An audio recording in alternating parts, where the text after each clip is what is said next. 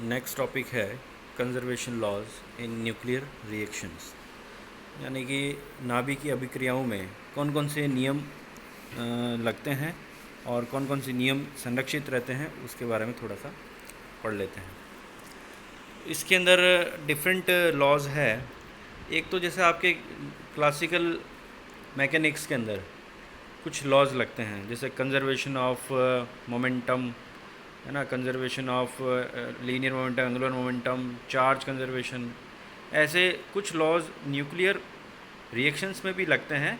तो वो थोड़े अलग होते हैं क्लासिकल मैकेनिक्स के नियमों से, यानी कि जो आपने यांत्रिकी में जो नियम पढ़े हैं उन नियमों के कुछ नियम तो यहाँ भी लागू होते हैं, लेकिन कुछ एडिशनल लॉज भी यहाँ पर लागू होते हैं, तो उनको वन बाय वन पढ़ते हैं। तो न्यूक्लियर रिएक्शन मैंने आपको पढ़ा रखी है। तो जो सबसे पहला लॉ है, जो बेसिक लॉ है और वो हमेशा वैलिड रहता है, वो है आवेश संरक्षण का नियम, यानी कंजर्वेशन लॉ ऑफ चार्ज। इसके अंदर क्या है कि कोई भी रिएक्शन है आपकी, उस रिएक्शन में ये जैसे ये वाली रिएक्शन आपके सामने दे रखी है, तो इसका जो लेफ़्ट साइड वाला पोर्शन है और जो इसका राइट साइड वाला पोर्शन है, इन दोनों का जो चार्ज होगा, लेफ़्ट साइड का चार्ज और राइट साइड का चार्ज, वो इक्वल आएगा। तो जैसे कि यहाँ पर आपको दे रखा है नाइट्रोजन, इसमें 7 क्या है, प्रोटॉन, और ये अल्फा पार्टिकल है 2 हीलियम 4, इसमें कितने हैं, 2 प्रोटॉन। तो टोटल कितने हो गए, 9 प्रोटॉन तो हो गए लेफ़्ट साइड में। और राइट साइड में कितने प्रोटॉन होंगे, तो ऑक्सीजन के 8 प्रोटॉन, और ये 1H1 इटसेल्फ ये प्रोटॉन है, तो 8 और 1 9 यहाँ हो गए। तो 9 प्रोटॉन यहाँ, 9 प्रोटॉन यहाँ, तो ये इक्वेशन क्या हो गई, बैलेंस हो गई। तो ये आपका क्या कहलाएगा, कंजर्वेशन ऑफ चार्ज। इसके बाद में conservation law of mass number.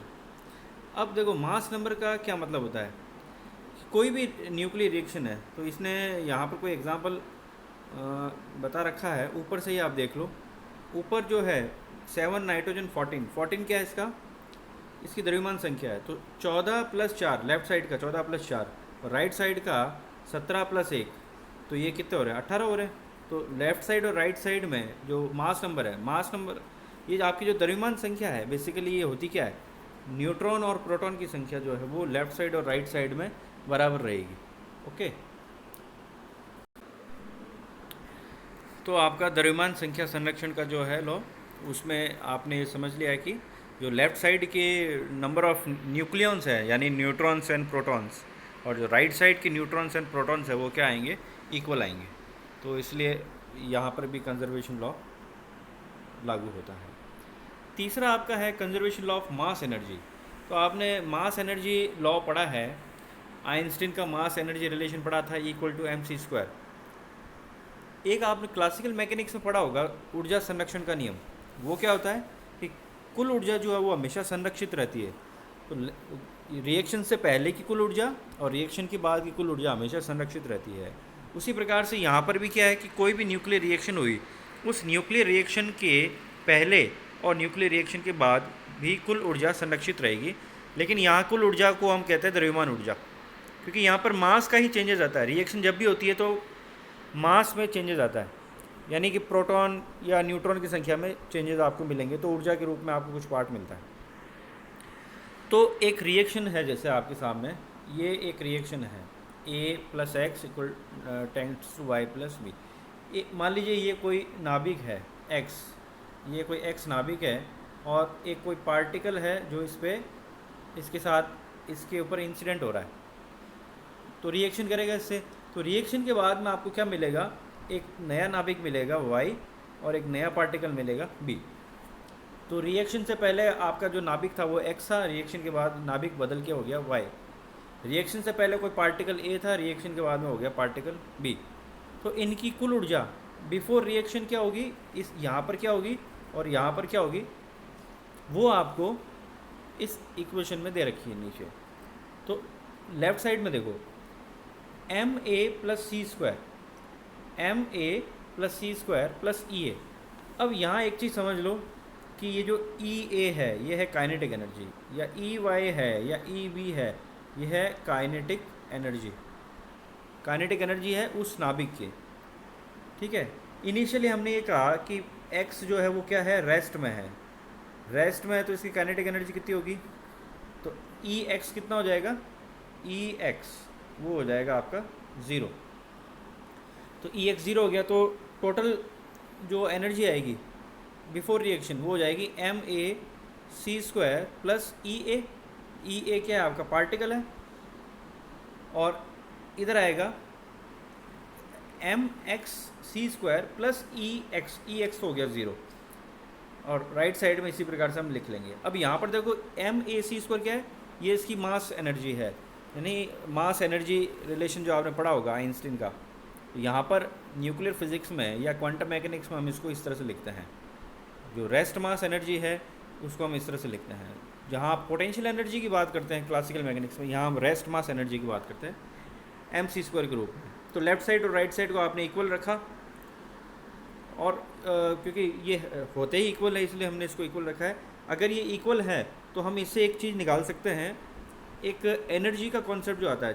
तो यहाँ पर मैंने जैसा आपको थोड़ी देर पहले बताया था कि कोई रिएक्शन होती है तो एक नाभिक है, उससे कोई दूसरा नाभिक बदलता है, पार्टिकल चेंज होता है और साथ में कुछ एनर्जी निकलती है। तो उस एनर्जी को हम क्या लिखते हैं यहाँ पर, उस एनर्जी को क्यू के रूप में लिखते हैं। ठीक है, तो ये जो क्यू आ रहा है आपका, ये क्या होगा, ये या तो आप काइनेटिक एनर्जी का अंतर निकालो या फिर रेस्ट मास एनर्जी का अंतर निकालो, ये इक्वल आएगा। यहाँ पर आप देखो लेफ्ट साइड में ई ए आ रहा है और राइट साइड में आ रहा है ई वाई ई बी। तो E B plus E Y minus E A करेंगे तो आपको मिलेगा क्यू। इसी प्रकार से आप एम वाई आपका जो लेफ्ट साइड में आ रहा है M A C square plus E A sorry M A C square plus M X C square, ये टर्म और ये टर्म माइनस हो जाएगी आपकी, कौन सी टर्म हो जाएगी, एम वाई सी स्क्वायर और एम बी सी स्क्वायर। तो ये दोनों जो है इक्वल होंगे, और किसके इक्वल होंगे, क्यू के इक्वल होंगे। ठीक है,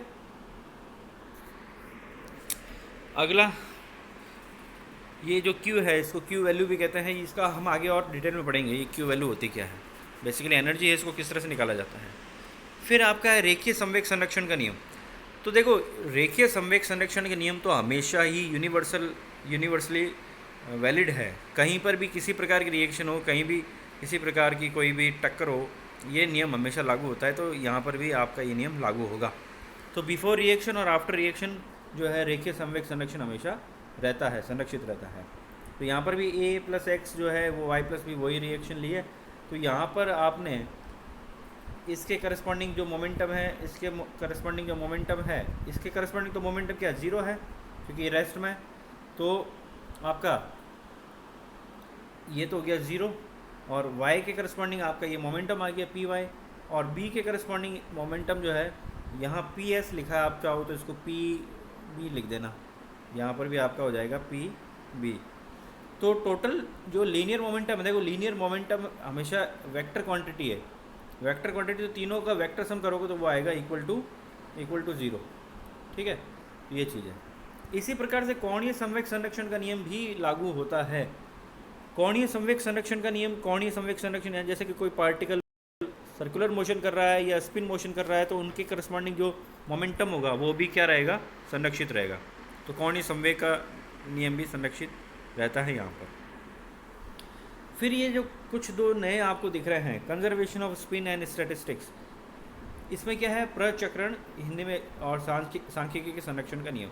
ये थोड़ा क्लासिकल मैकेनिक्स में आपने नहीं पढ़ा होगा, स्पिन वगैरह कॉन्सेप्ट वहाँ पर आपने। तो यहाँ पर देखो आप क्या है, यहाँ स्पिन मोमेंटम कंजर्व रहता है और साथ में सांख्यिकी भी कंजर्व रहती है। इसका ये मतलब हुआ कि कोई रिएक्शन है ये रिएक्शन है, तो इस रिएक्शन से पहले मान लीजिए जो पार्टिकल है वो जिस सांख्यिकी को पालन करते थे, रिएक्शन के बाद भी वही सांख्यिकी का पालन करेंगे। मान लीजिए आपका मान लीजिए आपका बोस आइंस्टीन सांख्यिकी लग रही थी रिएक्शन से पहले, तो रिएक्शन के बाद में आपकी जो सांख्यिकी लगेगी वो बोस आइंस्टीन ही लगेगी, चेंज नहीं होगी। तो ये सांख्यिकी संरक्षण का नियम है। और जो लास्ट में आपका कंजर्वेशन ऑफ पैरिटी, तो पैरिटी संरक्षण का नियम क्या है, पैरिटी क्या होती है, मैंने आपको फर्स्ट यूनिट में पढ़ाया था। और पैरिटी संरक्षित रहती है स्ट्रॉन्ग न्यूक्लियर रिएक्शन में, जबकि ये वीक न्यूक्लियर रिएक्शन में संरक्षित नहीं रहती है। ये चीज़ भी मैंने आपको फर्स्ट यूनिट में पढ़ाई थी, है ना। वहाँ पर बीटा पार्टिकल का एक एक्सपेरिमेंट होता है जिसमें पैरिटी संरक्षित नहीं रहती है, ये चीज़ हम वहाँ पर देख चुके हैं। तो यहाँ पर जो इम्पोर्टेंट चीज़ है वो ये है कि पैरिटी संरक्षण का नियम जो है वो प्रबल बलों के लिए तो लागू होता है, लेकिन जो दुर्बल बल है आपके दुर्बल बल, इसमें ये वैध नहीं है या लागू नहीं होता है। ठीक है, तो ये है आपका संरक्षण के नियम। नेक्स्ट टॉपिक पढ़ेंगे आगे।